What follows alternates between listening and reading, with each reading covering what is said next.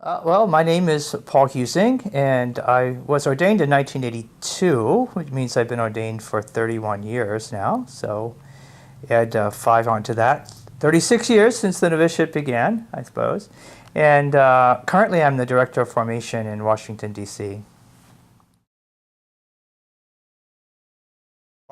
I first was a deacon and then a priest in Grand Rapids, Michigan, starting there in 1981 as a deacon, and I stayed on for a few years. And that was a great experience. I wanted to work initially in ministry to people wanting to join the church, and that's what Grand Rapids was all about in those days. And then I worked in campus ministry briefly in University of Texas.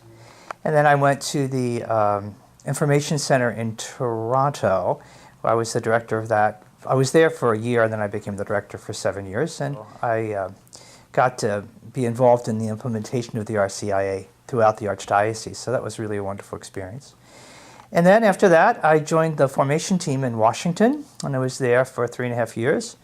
That was my first taste of that ministry, and I look back on it, I have many wonderful memories of that time. After that, a great period of sabbatical, first in the Holy Land, and then I took a little month or 6 weeks and traveled around Europe. I must say that was lots of fun.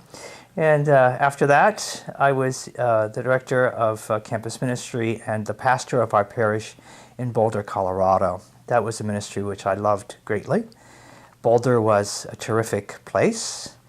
Outside of the ministry itself, I took up skiing. That was a humiliating experience at first, but with practice, I got to be an intermediate skier, so I enjoyed that a lot, and wonderful people back there. After that, I went to Boston, first doing ministry around the New England area with what was called Paulist New England Outreach, which is still in existence. And then through a series of events, I became the director of the Park Street Center, Paulist Center, a great, iconic place for the Paulist Fathers, I would say. So that was very enjoyable. Then I was asked to be director of formation again, well, for the first time, but back on the formation team again. And this has been, it really is a blessing to do that work. Well, I draw on my background a lot in working with our students because I've worked in a variety of ministries, campus ministry, information center ministry, or conversion ministry, adult education ministry, I would say, and parish work. So I've done all of those things, and also occasionally dabbled in this or that. I've given a few parish missions, and once in a while I've been a consultant to TV programs and stuff like that. So that's a broad Paulist experience, and I have to say, it's irreplaceable. There's no other resource from my ministry as valuable as that, although there are many other valuable resources. I like to think of myself principally as the chief cheerleader. I'm there to support our students and applaud them and encourage them. I think that's my most important responsibility. But I also have, related to that, I think my second responsibility, and really equal responsibility, is to the community. So I work for the students and I work for the community both, and balancing these two. And in most instances, they are completely compatible.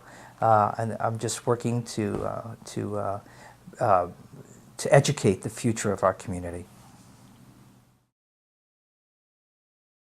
Their enthusiasm, their dedication, their commitment to the future of the church. You know, at times in recent years, because of the fewer number of priests, and really, let's be honest, the fewer number of Paulists, gives us pause sometimes. What's the future going to be?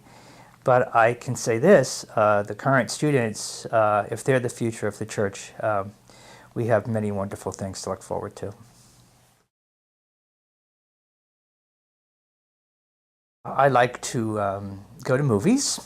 I like to go to concerts and cultural things like that.